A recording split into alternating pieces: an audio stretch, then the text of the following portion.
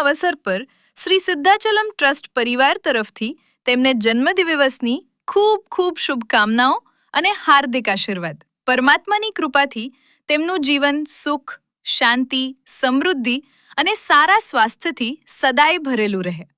પ્રાંજલ, તમને જન્મદિવસની ખૂબ ખૂબ શુભકામનાઓ. જો આ વિડીયો તમને પસંદ આવ્યો હોય તો જરૂરથી લાઈક કરો, શેર કરો અને તમારા પરિવારજનો તથા મિત્રો સુધી પહોંચાડો.